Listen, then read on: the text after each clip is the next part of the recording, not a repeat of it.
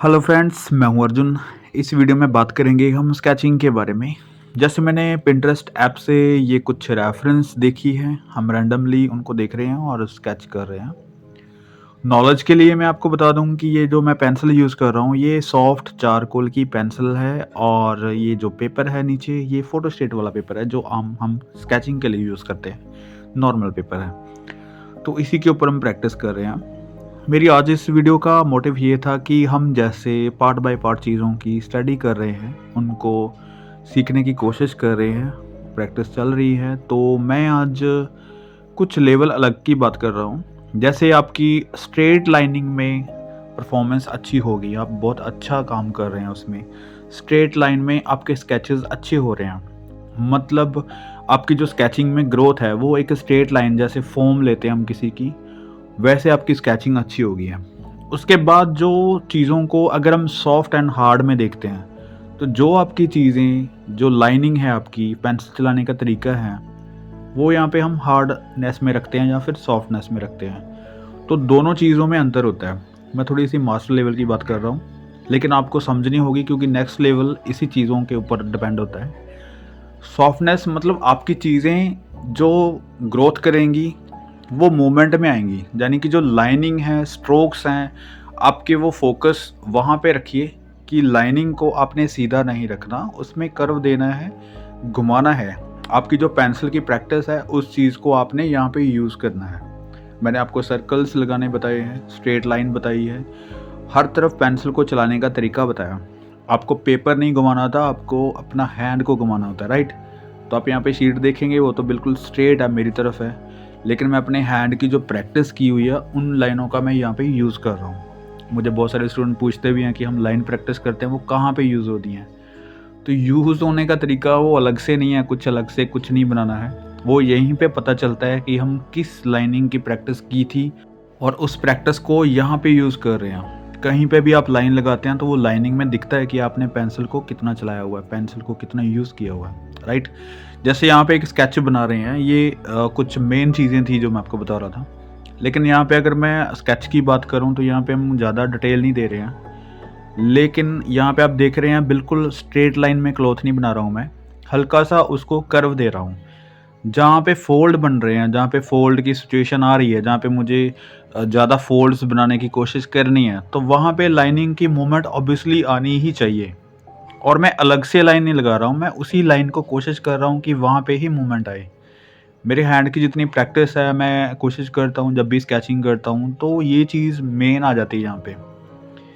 Softness और hardness में यही फ़र्क होता है। स्ट्रेट लाइन के साथ स्केच बना हुआ आपको हार्ड बताता है, ठीक है, फ़ील देता है। और जब भी आप पेंसिल को घुमा के किसी भी तरीके से आप कोशिश कर रहे हैं, हर एक एंगल में कोशिश कर रहे हैं घुमाने की, तो वहाँ पे आपके स्केच को आप हार्ड नहीं बोल सकते। आपके स्केच में एक सॉफ्टनेस आ जाती है, राइट? तो ये चीज़ें ध्यान में रखनी है आपने जब भी आप स्केचिंग करते हैं। लेकिन मैं जो बेसिक फंडामेंटल पे जो काम किया था पिछली वीडियोस में, आपने वो देखना है। आपको पहले फिगर ड्राइंग सीखनी होगी, अच्छे से करनी होगी, फिर ये लेवल्स स्टार्ट होते हैं। मैं इसलिए कर रहा हूँ क्योंकि आपकी जैसे-जैसे स्केचिंग आप कर रहे हैं, जैसे आपका वर्क हो रहा है, तो आप कोशिश कीजिए इस तरीके से भी काम करके देखिए।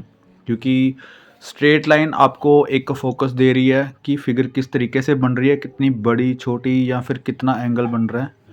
और जब वो चीज़ें आप सीख लेते हैं, उसके बाद आप इन चीज़ों के ऊपर आते हैं कि आपकी लाइनिंग कितनी अच्छी है, आपके जो कपड़े के फ़ोल्ड बन रहे हैं वो कितने सॉफ्ट हैं, हार्ड हैं, किस तरीके से हैं।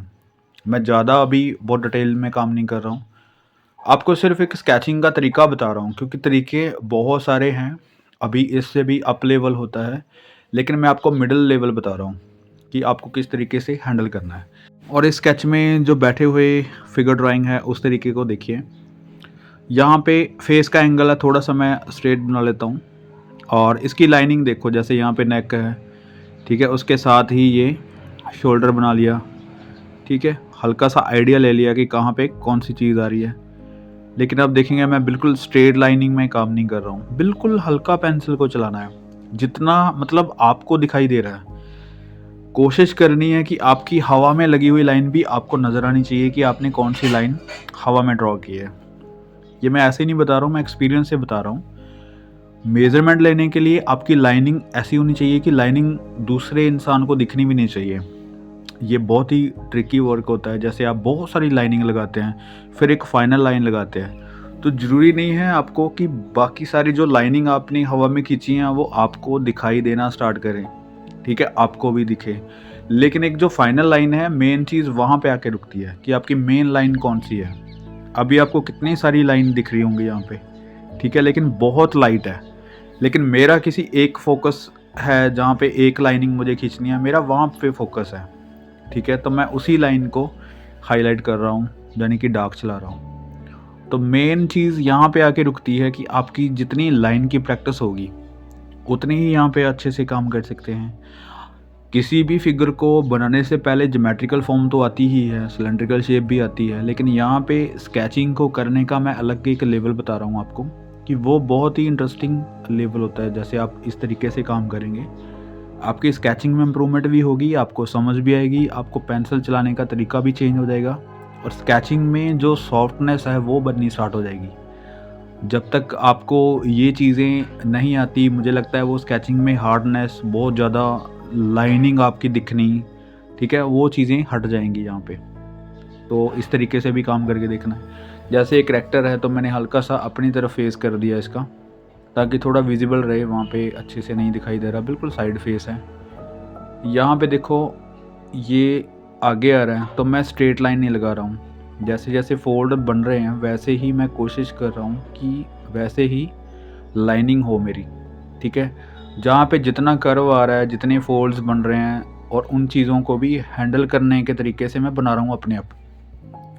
तो यहाँ पे ज़रूरी ये नहीं हो जाता कि आपको वैसा ही बनाना है जो आपको दिख रहा है। लगभग उसके अराउंड, मतलब उसके पास होना चाहिए, उसके आसपास का डिज़ाइन जो कि शेप है वो होना चाहिए और इस चीज़ के ऊपर फोकस करना है। अब ये देखो लाइन स्ट्रेट भी हो सकती थी, लेकिन ये स्ट्रेट लाइन नहीं है। पैरों को देखिए, मूवमेंट, ठीक है? फोल्ड्स देखें मैं किस तरीके से स्ट्रोक लगा रहा हूँ। तो स्ट्रोक्स अच्छे लगेंगे जब आपकी स्केचिंग में इतनी थोड़ी सी इम्प्रूवमेंट आ जाएगी, आपको बहुत मज़ा आने वाला है फिर बाद में, ठीक है? तो स्टार्टिंग में आपको लाइनिंग प्रैक्टिस करनी होगी। ये लाइन प्रैक्टिस के कारण ही थोड़ा सा हम हैंडल कर पा रहे हैं। मैं भी चीज़ें सीखता हूँ, ऐसा नहीं है कि मुझे बहुत कुछ आता है। बहुत सारी चीज़ें ऐसी हैं जो मतलब अभी करनी है, अभी मैं कर रहा हूँ, या फिर बाद में मुझे और ज़्यादा प्रैक्टिस करके उसको लेवल को अप लेके जाना है। लेकिन जो एक सीखने का तरीका है वो ज़रूर आपको पता होना चाहिए। प्रैक्टिस तभी सही होती है जब आपको सही प्रैक्टिस के बारे में पता होगा कि आपने करना क्या है, उसके आगे का लेवल क्या होने वाला है, इसके बारे में आपको नॉलेज होनी चाहिए। नहीं तो आपकी इम्प्रूवमेंट जो है वो रुकी रहती है वहाँ पे, क्योंकि आगे का स्टेप जो है वो आपको पता ही नहीं है कि आगे करना क्या है। तो मुझे ये हमेशा क्लियर होता है 2-3 चीज़ें कि मुझे यहाँ से वहाँ का स्टेप लेना है, अभी क्या चीज़ों की प्रैक्टिस करनी है। तो वैसे-वैसे मैं आपको यहाँ पे बता रहा हूँ, क्योंकि ये लेवल शायद मैंने बहुत टाइम पहले क्लियर किया है। तो यहाँ पे जब आपकी लाइनिंग में स्ट्रोक आने लगते हैं, थोड़ी-सी लाइन घूमने लगती है, तब आपको सॉफ्टनेस एंड हार्डनेस का पता चलता है, जैसे मैंने आपको बताया अभी। तो वो चीज़ें बहुत ज़रूरी है। आप इस स्केचिंग में और जो पिछली वीडियोज़ हैं, वहाँ पे आप स्केचिंग देखेंगे बिल्कुल डिफरेंट है। क्योंकि वहाँ पे मैंने आपको स्केचिंग के बारे में वो बताया है जो आपको अभी लेवल चल रहा है, ठीक है? जब आपकी फिगर स्टडी हो जाती है, हर एंगल हो जाता है, हर एक पोजीशन आप बनाने लगते हैं, तब ये चीज़ें आपके पास आती हैं कि आपकी जो लाइनिंग है वो हार्ड बन रही है, सॉफ्ट कैसे करनी है, उसमें फोल्ड कैसे डालने हैं, लिमिटेड स्केचिंग के अंदर आप शेडिंग कैसे करनी है। यहाँ पे आप देख रहे हैं कहीं कहीं पे शेड की हुई है। ये शेड ऐसे ही नहीं की हुई है, जहाँ पे इसकी ज़रूरत है, बहुत ज़्यादा ज़रूरत है, वहीं पे ही हमने शेड किया हुआ है। बाकी के जो स्केचिंग है वो बिल्कुल रफ छोड़ी हुई है, वहाँ पे इसकी ज़रूरत ही नहीं है। जहाँ पे एक्स्ट्रा डार्क है वहाँ पे हमने थोड़ी सी इसमें शेड की है। तो अभी आप देख सकते हैं जो ड्राइंग बनाई है वो एक अलग लेवल की ड्राइंग है, बिल्कुल उसमें स्ट्रेट लाइनिंग नहीं है, हल्की सी शेप जो है वहाँ पे हमने दी हुई है और सॉफ्टनेस इसमें कायम है, मतलब बनी हुई है, राइट? ऐसे ही कुछ ये फिगर्स हैं, कुछ और इसमें हम ये जो झुका हुआ इंसान है इसको बनाते हैं। एक किसी भी चीज़ को बनाना है तो आपको क्लियर होना चाहिए कि हम इसको स्टडी किस तरीके से करनी है, इसको किस तरीके से बनाना है, ठीक है? मैं यहाँ पे आपको एक ट्रिक दे रहा हूँ, जैसे फेस बनाया है हमने, ठीक है, बॉडी को हल्का सा हमने ड्रॉ कर लिया, तो बहुत ज़्यादा सोचने की ज़रूरत नहीं है। यहाँ पे जैसे हैंड आ गया इसका, लिमिटेड लाइन से ये शेप आ गई, ठीक है। बहुत सारे तरीके हैं, मैंने बताया कि जैसे हमने पहले फेस ड्रॉ कर लिया, उसके अकॉर्डिंग हम बाकी की चीज़ें मैनेज कर रहे हैं, तो इसको हम सीधा ज्योमेट्रिकल शेप में भी लेके आ सकते हैं। लेकिन जो आपकी लाइनिंग है वहाँ पे देखो, आपको स्ट्रोक बिल्कुल स्ट्रेट नहीं लग रहे होंगे, ठीक है। ये देखो बिल्कुल लाइनिंग सीधी सीधी लाइनिंग नहीं है, कहीं पे भी कुछ भी कर्व आ रहा है तो वहाँ पे हम पेंसिल को स्टॉप कर रहे हैं, थोड़ा सा उसको बनाने की कोशिश कर रहे हैं। वैसे जैसे यहाँ पे पैर आएंगे इसके, ये पैर इस साइड आ रहा है, तो आपके पास एक फॉर्म आ गई अभी, ठीक है। फॉर्म के बाद आप उसको बहुत अच्छे से क्लियर कर सकते हैं, शेडिंग कर सकते हैं, जहाँ पे आपको डार्क चाहिए, लाइट चाहिए, हल्की सी शेडिंग करेंगे।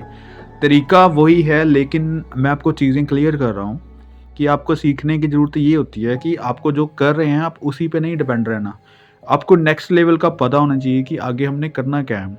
स्ट्रेट लाइन जो आपकी हो रही है, यहाँ पे स्ट्रेट लाइन नहीं हो रही है, यहाँ पे आपको कर्व के अंदर जा रहे हैं। आप कहीं पे भी जो स्ट्रोक देख रहे हैं वो सीधा सीधा स्ट्रोक नहीं है, आपको जैसे फोल्ड वहाँ पे दिख रहे हैं, आप लाइनिंग को यूज़ कर रहे हैं। जैसे यहाँ पे हो गया, ठीक है, हल्का सा यहाँ पे राउंडनेस होगी उसकी, ये देखो। तो ये बनाना बहुत ज़रूरी है, मुझे लगता है ये स्केचिंग में इम्प्रूवमेंट आती है इसमें। आप बहुत सारी चीज़ें सीखेंगे, बाद में क्लियर करेंगे। जैसे ये फोल्ड हो गए, ठीक है, यहाँ पे हैंड हो गया उसका, दूसरा हैंड भी थोड़ा सा दिख रहा है नीचे, यहाँ पे फेस का एंगल हो गया साइड वाला, ठीक है। किसी भी तरीके से आप बनाओ, कोई भी कैरेक्टर बनाओ, ज़रूरी नहीं है कि आप जो देख रहे हैं आप उसी को ही कॉपी करना है। मैं ये कोशिश कर रहा हूँ कि हर बार ये चीज़ इसलिए बोलता हूँ ताकि आप कोई भी करैक्टर बना रहे हैं, पहले अगर स्केचिंग में करैक्टर आ रहा है कोई, तो उसका करैक्टर या फिर बहुत डिटेलिंग में नहीं जाना। आप यहाँ पे क्या चीज़ की स्टडी कर रहे हैं कि आपकी जो लाइनिंग है उसमें सॉफ्टनेस आए, आपकी जो मास्टर स्टडी है आप उस लेवल तक पहुँचें कि आपकी जो लाइनिंग सीधी सीधी है वहाँ पे कर्व देने हैं, अच्छे से चलाना है, और स्केच जब कंप्लीट होगा तो आपको ये हार्ड ना लगे, सॉफ्टनेस आए, लाइनिंग के अंदर ही इतनी सॉफ्टनेस हो कि आपको शेडिंग करने की ज़रूरत ना पड़े। अब यहाँ पे मैं हल्का सा शेड इसलिए कर रहा हूँ क्योंकि डार्कनेस है साइड पे, वैल्यू है उसकी, ये देखो। तो अभी जो स्केच है इसी तरीके से बनाने हैं, इसमें कोई भी स्ट्रेट लाइन नहीं है। हम कुछ और देखते हैं, यहाँ पे कुछ पोर्ट्रेट करके देखते हैं, एक दो पोर्ट्रेट मैं आपको बताता हूँ कि जब आप पोर्ट्रेट की स्टडी करते हैं तो आप किस तरीके की लाइनिंग रखनी है, कितनी डिटेलिंग रखनी है और क्या करेक्टर में देखना है आपने। जैसे ये है, इसका फेस ले लेते हैं, बिल्कुल साइड फेस है, मुझे करेक्टर अच्छा लगा इसलिए मैंने ये चूज़ किया। ये देखो अभी बिल्कुल लाइनिंग स्ट्रेट नहीं रख रहे हम, लेकिन एक फॉर्म तो बहुत ज़रूरी है। किसी भी चीज़ को अगर फॉर्म में रखना है तो पहले फॉर्म उसकी ज़रूरी है, आपको हल्की हल्की लाइनों से उसकी स्केच बनाने हैं, ड्राइंग करनी है, और उसके बाद जितना भी उसको डिटेल में लेके आना आप कर सकते हैं डिटेलिंग। लेकिन मैं आपको एक हैंडल करने का तरीका बता रहा हूँ, ये बहुत ज़रूरी है, क्योंकि जब भी आप स्केच करने बैठते हैं तो कहीं ना कहीं आपको लगता है कि इसकी जो शेप है, ड्राइंग है या फिर कुछ भी है, आप सारी चीज़ों को देखते हैं। लेकिन सिंपल इसको पहले आसान तरीके से ये देखना है कि इसकी बाहरी शेप क्या है, कहाँ कहाँ आएगा, करैक्टर जो भी है अपने आप बनता रहेगा। लेकिन अपनी स्केचिंग को अच्छा करने के लिए आपको ये फोकस रखना है कि हम हैंडल किस तरीके से कर रहे हैं, किसी भी मुश्किल चीज़ को आसान करके कैसे देख सकते हैं, ठीक है। बाकी की डिटेलिंग आप भूल जाओ कि कोई डिटेलिंग की है, कलर कौन सा है, ये चीज़ें भूल जाओ आप ये देखो कि फेस का एंगल कौन सा है, एंगल उठाओ, हल्की सी ये लाइनिंग रखो और उसको हल्की सी शेड दे दो। ज़्यादा ज़रूरी नहीं है कि हम बिल्कुल सेम बनाएं, एक एंगल सेम हो सकता है जिसकी हम स्टडी कर रहे हैं, बेसिक करैक्टर कोई भी हो सकता है ऐसे लाइनिंग। और ये देखो बहुत मज़ेदार मतलब करैक्टर्स हैं, इसके बियर्ड और अच्छी कर सकते हैं हम, बिल्कुल हाईलाइट लग रही है एक साइड, हल्का सा शेड कर देते हैं। तो मतलब छोटे छोटे स्केच हैं, बिल्कुल छोटा सा फेस है, इसमें हम क्या डिटेल कर सकते हैं। लेकिन एक हैंडल करने का तरीका बता रहा हूँ आपको कि ये एंगल जो है वो आपने कैच करना है।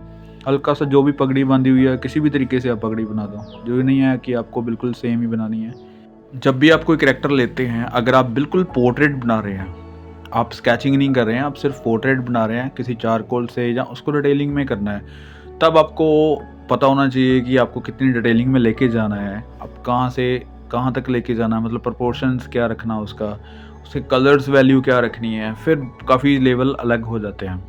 जब भी आप स्केच कर रहे हैं तो नहीं सोचना आपने ज़्यादा, कलर कौन सा है ये नहीं सोचना, ज़्यादा शेप के बारे में नहीं सोचना, एक एंगल को ज़रूर देखना है कि एंगल कौन सा आ रहा है, फेस हम किस तरीके से बना रहे हैं। जैसे ये साइड फेस है तो साइड फेस लगना चाहिए, राइट। तो इसमें हल्की सी शेड देनी है, जैसे ये साइड फेस हो गया, उसके बाद ये बियर्ड है। तो इस तरीके से स्टडी करनी है, मतलब आपकी लाइनिंग अभी देखो बिल्कुल स्ट्रेट नहीं है, आप चारों तरफ से पेंसिल घुमा रहे हैं, उसकी प्रैक्टिस कर रहे हैं, सॉफ्टनेस रखी हुई है स्केचिंग में। आप ज़्यादा उसको फोल्ड्स बनाएंगे, बहुत डार्क डार्क लाइन चलाएंगे या फिर सीधी सीधी लाइन चल रही है तो वो हार्डनेस आती है। तो ये जो टॉपिक है हमारा यही था कि लाइनिंग में सॉफ्टनेस कैसे लेके आएं, उसमें कर्व कैसे लेके आएं, तरीका कैसे चेंज होगा स्केचिंग करने का। सीधी सीधी लाइनिंग में हम काम कर लेते हैं, लेकिन इन चीज़ों के ऊपर हम ज़्यादा गौर नहीं करते, ज़्यादा फोकस नहीं करते। लेकिन मैं आपको यही चीज़ बार बार रिपीट करता हूँ कि जब भी आप कोई चीज़ें कर रहे हैं, जब तक आपकी प्रैक्टिस नहीं हो रही तब तक आप सही तरीके से काम नहीं सीख सकते। आपकी प्रैक्टिस में सुधार आना चाहिए, आपको पता होना चाहिए कि हम किस चीज़ की स्टडी कर रहे हैं और क्यों कर रहे हैं, ये जानना बहुत ज़रूरी है। और आपका जो नेक्स्ट लेवल है वो किस लेवल पे जाके आपने स्केचिंग करनी है। अभी जो भी काम कर रहे हैं आप कोशिश कीजिएगा, इस तरीके से जब काम करेंगे तो आपको पता चलेगा कि आपके वर्क में क्या इम्प्रूवमेंट आई है। और आज के लिए प्रैक्टिस इतनी काफ़ी है, आप इस तरीके से काम करके देखिए, अपने काम करने का थोड़ा-सा तरीका चेंज कीजिए, आपके वर्क में बहुत अच्छे से इम्प्रूवमेंट आएगी। उम्मीद करता हूँ इस वीडियो से आपको काफ़ी चीज़ें क्लियर हुई होंगी स्केचिंग के बारे में। नेक्स्ट वीडियो में कुछ और नया करते हैं। Thank you so much for watching this video.